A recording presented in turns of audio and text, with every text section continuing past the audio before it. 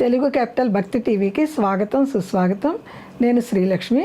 ఈరోజు మనతో సంస్కృత పండితురాలు, జ్యోతిష నిపుణులు, కవయిత్రి, రచయిత్రి, ప్రముఖ ఆధ్యాత్మికవేత్త డాక్టర్ శ్రీ కుప్ప విజయశ్రీ గారు మనతో ఉన్నారు. విజయశ్రీ గారు నమస్కారం అండి. నమస్కారం శ్రీలక్ష్మి గారు. మనము శ్రీ లలిత అష్టోత్తర శతనామావళిలో 28 నామాలు పూర్తి చేసుకున్నాం. ఇంకా స్థూల రూప వర్ణన, ఇంకా అమ్మవారు ఏ విధంగా దర్శనమిస్తున్నారు? ఇంకా అండి ఆవిడ యొక్క పాదాల దగ్గరికి వచ్చాము. మనం పాదాల దగ్గరికి వచ్చాము. అమ్మవారు ధరించిన ఆభరణాలు తెలుసుకున్నాము. అవునండి. ఇప్పుడు ఆవిడ చరణాల దగ్గరికి వచ్చాం. చరణాల దగ్గరికి వచ్చాం. చరణారవిందం. ఇక అరవిందమైన ఇప్పుడు పారిజాత పుష్పాలు ఆవిడ చరణాలు, అరవిందాలు కాదు ఇక్కడ. మీరు చరణారవిందం అంటున్నారు కదా, ఆవిడ చరణాలని తామర పూలతో కూడా పోల్చిన ఇవి ఉన్నాయి కొన్ని. ఇక్కడ పారిజాత గుణాధిక్య పదాబ్జాయే నమో నమ. ఎంత అద్భుతమైన నామో చూడండి. పారిజాత పూలు ఎంత సుకుమారంగా ఉంటాయండి. గట్టిగా కాళ్ళ పట్టుకుంటే కూడా ఇదైపోతాయేమో, చేతి స్పర్శకే అవి వాడిపోతాయి అన్నట్టుగా ఉంటాయి. పారిజాత గుణాధిక్య పదాబ్జాయే నమో నమ. పారిజాత పువ్వుల యొక్క పారిజాత గుణ ఆధిక్య. పారిజాతానికి కొన్ని గుణాలు ఉన్నాయి. అది అసలు ముందు భూతలంలో ఉండేటువంటి వృక్షం కాదు, అది దేవవృక్షం. కల్పవృక్ష వాటికలో ఉండేటువంటి వృక్షాల్లో అదొకటి. నందనవనంలో, ఇంద్రుడి నందనవనంలో ఉన్నది పారిజాత వృక్షం. అసలు దేవవృక్షం అది. దేవవృక్షం. ఆ దేవవృక్షానికి ఉండేటువంటి పువ్వులని అధిగమించినటువంటి గుణాలతో అమ్మవారి పాదాలు ఉన్నాయి. అద్భుతం. అమ్మవారి పాదాలే చాలా అద్భుతమైనవి. కానీ దేంతో పోల్చాలి వీటిని అంటే, పారిజాతాలతో తెల్లని పాదాలు, ఆ రక్తవర్ణంలో ఉన్నటువంటి ఆవిడ యొక్క నఖాలు. మరి కాడలు ఎర్రగా ఉంటాయి కదా. కొంతమంది స్త్రీలు, అతి నాజుకుగా ఉన్న స్త్రీలు, ఒకసారి భూమి మీద కాలు పెడితేనే, పాదం పెడితేనే ఆ భూమికి ఉన్నటువంటి కరుకుదనానికి వీళ్ళ కాళ్ళు ఎర్రబడిపోతాయట. ఆ తెల్లటి కాలు కాస్త ఎర్రబడుతుందట. దాన్ని అప్పుడే పారిజాత గుణాధిక్య పదాబ్జాయే నమో నమ. చూడండి, కాలు పెడితే కందిపోతుంది అంటారే. ఆ రకంగా పారిజాతాలకు ఉన్నటువంటి గుణాలను కూడా అధిగమించేటువంటి మృదుత్వం కలిగినగా అమ్మవారి పాదాలకి నమో నమ. ఇప్పుడు ఈవిడని పారిజాత పూలతోనే ఎందుకు పోల్చారు అంటే, అవును కదా, అమ్మవారంతా స్త్రీలకు సంబంధించిన నామాలతో చెప్పుకుంటూ వస్తున్నాగా. పారిజాత గుణాల్లో 2 గుణాలు ఏంటంటే, సుగంధం పక్కన పెట్టండి, సుకుమారత్వం పక్కన పెట్టండి. వర్ణానికి వస్తే ఎరుపు తెలుపులు ఉన్నాయి కదా. ఎరుపేమో సంసారంలో రక్తిమ, అనురక్తి కలిగి ఉండాలి సంసారం పట్ల. ఏదో బాధ్యత ఉంది కదా అని సంసారం చేయకుండా రక్తి కలిగి ఉండాలి. సంసారంలో ప్రతి విషయంలోనూ కూడా అనురక్తి బాగా కలిగి, ఆసక్తి కలిగి ఉండాలి. రక్తి, ఆసక్తి, శక్తి కూడా ఉండాలి. శక్తి కూడా ఉండాలి, ఆసక్తి ఉండాలి, అనురక్తి కూడా ఉండాలి. ఇవి కాక ఇదంతా ఏంటి, ఎరుపులు రేఖలకు మధ్య కూడా మధ్యలో ఎరుపు ఉంటుంది. తెల్లని రేఖలు మధ్యలో ఎరుపు వర్ణం, కింద కాడంతా ఎరుపు. మళ్ళీ ఆ తెలుపు వర్ణం ఉంది కదా, అదేమో స్త్రీలకి సాత్విక గుణాన్ని చెప్పాలి. స్త్రీలు సాత్వికంగా ఉంటేనే కదా సంసారంలో. అవునండి. అందుకని చేసి సాత్విక గుణం ఉండాలని చేసేమో అది సూచిస్తోంది. ఈ రకంగా వర్ణాల దగ్గరికి వస్తే సంసారానికి సంబంధించిన విషయాలు. ఇంకా ఈ చెట్టుని చూస్తే, ఆ దేవ కల్పవృక్షాల్లో ఒకటి కనుక ఈ చెట్టు యొక్క పేరు పర్యాయ పదం కూడా, ఇది విష్ణుమూర్తి లక్ష్మీదేవికి సంబంధించింది కదా నిజానికి. అంటే పారిజాత పుష్పాన్ని ఈవిడ సత్యభామ కొరటం అది వేరే కథ. కానీ అసలు మామూలుగా ఏంటి, విష్ణుమూర్తి అవతారం కదా అసలుకి. ఆవిడకి ఆయనకి లక్ష్మీదేవి కదా భార్య. అందుకని ఈ చెట్టుకి చూడండి ఎలా పెట్టారు, హరిసింగార వృక్షం అని పెట్టారు. దీని పర్యాయ పదం హరిసింగార వృక్షం. హరి విష్ణుమూర్తి, సింగారం సింగారం అంటే అమ్మవారేగా మళ్ళీ లక్ష్మీదేవి. హరిసింగార వృక్షం అని దీని పేరుంది ఈ చెట్టుకి. పారిజాత చెట్టు హరిసింగార వృక్షం అని ఉంది. అంటే నామాంతరాలు చాలా ఉన్నాయి. ఇది మన పురాణాలకు దగ్గరగా ఉంటుంది. హరిసింగార వృక్షం అని పేరుంది. సో అమ్మవారి పాదాలు, ఈ యొక్క చెట్టు పువ్వులు ఉన్నాయి చూడండి, ఇవి ఆ ఉండే మృదుత్వము, సుకుమారము, సౌందర్యాన్ని మించినటువంటి గుణాలతో ఆవిడ పాదాలు ఉండటమే కాకుండా, ఆ చెట్టుకున్న పువ్వులు రాలి పడతాయి. చెట్టుకు ఉండవు. చెట్టుకున్నప్పుడు మనం కొయ్యకూడదు అంటారు. పూర్తిగా వికసించి ఉండవు, ఇంకా పచ్చి మొగ్గలే ఉంటాయి. అవి రాలి పడాలి అంటే పూర్తిగా వికసించాలి. ఏ రాత్రి వేళకో పూర్తిగా రాత్రి వేళ వికసించేటువంటి పుష్పాలకి ఒక మంచి ఆగ్రహణము, మంచి సువాసనే కాకుండా ఒక చరిత్ర కూడా ఉంటుంది. సాధారణంగా వాటి చరిత్ర వాళ్ళు చంద్రుడితో వికసిస్తారు, సూర్యుడితో వికసించవు.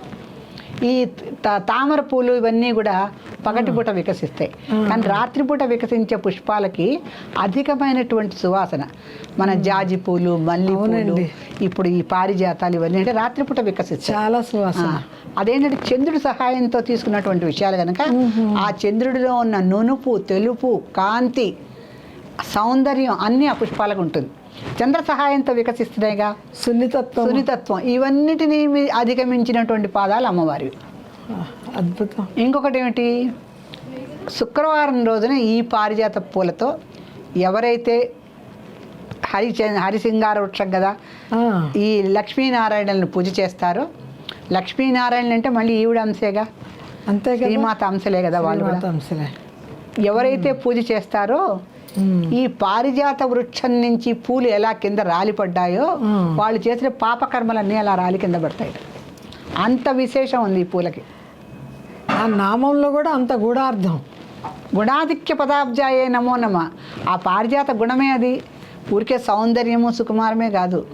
ఆ పూలతో పూజ చేసినప్పుడు వాళ్ళ యొక్క పాపకర్మలన్నీ ఆ చెట్టు పూలు ఎలా రాలి కింద పడతాయో వీళ్ళవి కూడా అంతే, కొయ్యకుండా దానంతట అవే రాలిపడినట్టుగా. ఎందుకంటే ఈ పారిజాత పూలకి ఒకటి ఉందండి, ఇలా కింద మంచు తెర కప్పినట్టుగా చక్కగా పడి ఉంటాయి. కొంతమంది భూమి మీద పడ్డటువంటి పూలు పూజ చేయకూడదని రాత్రిపూట ఒక తెల్లటి బట్ట పరిచుంచుతారు పారిజాతం చెట్టు కింద. తెల్లారులేసరికి ఆ పూలన్నీ దాని మీద రాలిపడి ఉంటాయి. ఆ పారిజాత వృక్షానికి, ఆ పువ్వులకి ఉన్న విశేషం ఏంటంటే ఆ రాలి పడటం అనేది ఏదో మనకి పురాణ కథ ఉంది, ఏదో శాపమో ఏదో చెప్తారు. ఆ పారిజాత చెట్టుకు నీకు పూలు ఉండకుండా నువ్వు రాలి పడిపోతావని ఏదో కథలో శాపంగా చెప్తారు. ఆ శాపం అనేది కథ వరకే తీసుకుంటాను నేనైతే. ఎందుకంటే ఇవి దేవవృక్షాలు ఒకటి, కల్పవృక్ష వాటికల్లో మందారంతో పాటు పారిజాతం కూడా ఒకటి. ఈ వృక్షాన్ని, అది కల్పవృక్షమే మందార, దీన్ని కామధేను అంటారు. ఎందుకు కామధేను? ఇది కామధేను. ఇది 33 అడుగుల ఎత్తు పెరుగుతుందండి పారిజాత వృక్షం. ఈ రోజుల్లో కూడా నేను చూసా పారిజాత వృక్షాలు, పెద్ద పెద్ద వృక్షాలు ఉంటాయి కొందరి ఇళ్లలో. మనం కొన్ని పుణ్యక్షేత్రాలకు వెళ్తే కూడా చూస్తాం. పారిజాత వృక్షం అంత పెద్దగా ఉండటం వలన దానికి ఉండే విత్తనం చూడండి, హృదయాకారంలో ఉంటుంది. అది విత్తనం హృదయాకారంలో ఉంటుంది. అది మన హృదయానికి దగ్గరగా ఉన్న ఆకారంలో ఇట్లా ఉంటుంది ఆ విత్తనం. ఆ బెరడుకి పక్కన కొన్ని పారిజాతపు విత్తనాలకి అంటే పువ్వులు పూసి, ఆ పువ్వులు విడిపోయిన తర్వాత కొన్ని ఇలా షెల్ఫ్స్ లాగా ఉంటాయి, దాంట్లోంచి ఒక విత్తనం బయలుదేరి బయటకు వస్తుంది.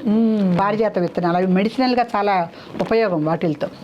పారిజాతం చెట్టు యొక్క బెరడు, పువ్వులు, ఇదిగో ఈ విత్తనాలు హృదయానికి దగ్గరగా ఉండేవంటే అది అమ్మవారిని ఆ యొక్క పువ్వులతో పూజ చేస్తే ఆవిడ హృదయానికి దగ్గరగా వెళ్తాయి ఆ పువ్వులు.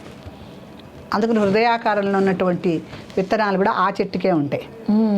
ఆ రకంగా ఆ పూజ చేయటం వలన మన యొక్క పాపకర్మలు రాలిపట్టాయని చెప్పడం ఒకటి. ఆ యొక్క మృదుత్వాన్ని అధిగమించినటువంటి చరణాలు ఉన్నాయి కనుక ఆ చరణాలకు మనం పారిజాత పూలతో పూజ చేస్తే అద్భుతమైనటువంటి ఫలితాలు మనకు వస్తాయి. ఆ రకంగా పారిజాత వృక్షానికి ఉన్నటువంటి మలేరియా, జ్వరము, దగ్గు, ఆయాసము, కఫము, ఇంకా కొన్ని షుగర్ వ్యాధులు ఇవన్నీ కూడా పారిజాత వృక్షము అంటే మెడిసినల్గా చాలా గొప్ప. ఎందుకంటే దాని చెట్టు బెరడు దాంతో అనేక మొండి రోగాలు కూడా తగ్గుతాయండి. అంటే ఆయుర్వేద వైద్యులంతా కూడా పారిజాత వృక్షాన్ని మెడిసినల్గా బాగా వాడతారు. దాన్ని ఆకులు కూడా కాచి తాగుతుంటారు. ఆ ఆకుల్ని కొంతమందికి ఆ మొరటుగా ఉంటాయి, గరుకుగా ఉంటాయి. ఆ గరుకుగా ఉన్న ఆకుల్ని కూడా కళ్ళకి రుద్దటం, కొన్ని వ్యాధులు వస్తే అలా చేస్తూ ఉంటారు. అది అంటే ఆ రుద్దటం వలన ఆ నేత్రంలో ఉన్న దోషాలు కొన్ని పోతాయని విన్నా. దొరుకు రోజుల్లో అలాంటి వైద్యాలు కొన్ని చేసే రోజుల్లో. సో ఏదేమైనప్పటికీ వైద్యపరంగా పారిజాతం వృక్షం చాలా గొప్పది. సౌందర్యపరంగా చాలా చాలా సున్నితమైనటువంటి సౌందర్యం కలది. ఇవన్నిటినీ అధిగమించిన గుణాలతో అమ్మవారి చరణాలు ఉన్నాయి. సో ఈ రకంగా ఇంకొకటి ఏంటి, స్త్రీలకి ముఖ్యంగా కావాల్సింది ఈ పారిజాత పూలతో పూజ చేయటం వలన సంసారంలో అనురక్తి, ఆ ఎరుపు వర్ణం సాత్విక గుణంగా ఉండాలి.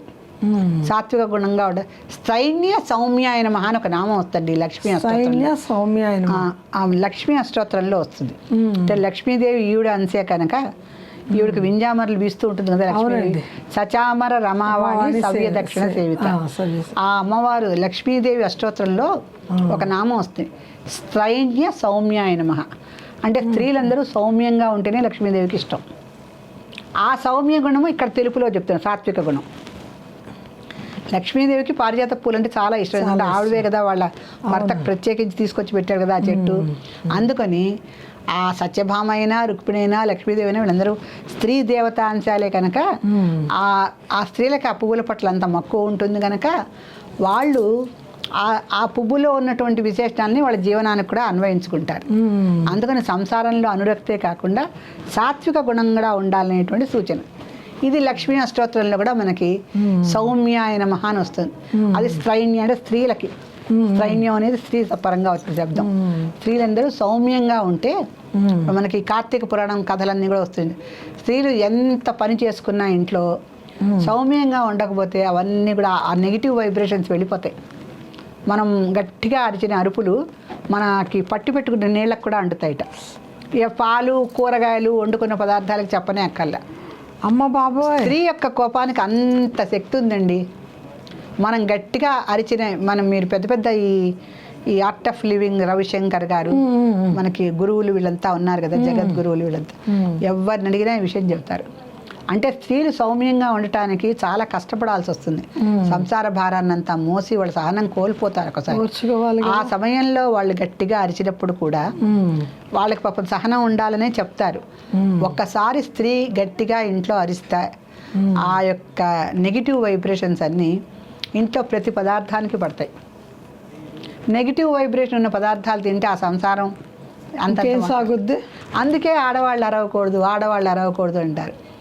కానీ ఈ కాలంలో మరి స్త్రీలకి సహనం ఉండాలంటే స్త్రీలని చాలా అనేక రకాల ఇబ్బందులు పడుతున్నారు వాళ్ళు.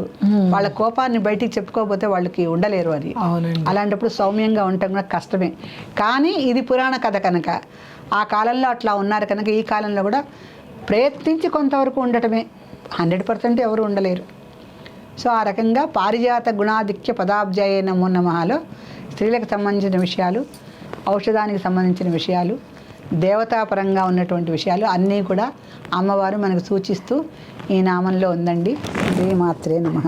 ఎంతెంత గూఢార్థాలు ఉన్నాయండి. ప్రతి చిన్న విషయంలో కూడా అంతంత గూఢార్థాలు ఉన్నాయి. చాలానండి. అమ్మవారండి ఆవిడ ఏది చేసినా, ఏది ధరించినా, ఏది చెప్పినా, ఇప్పుడు మనం చెప్పుకుంటున్నాం అన్నీ ఏంటంటే సముద్రంలో నీటి చుక్క కూడా కాదు, సముద్రంలో అణువంత తెలుసుకుంటేనే ఇంత అర్థాలు ఉన్నాయి. ఇంత ఆనందంగా పూర్తిగా తెలుసుకుంటే జన్మలన్నీ ధన్యం అయిపోతాయి. ధన్యమే. చాలా సంతోషం అండి. శ్రీమాత్రే నమః. శ్రీమాత్రే.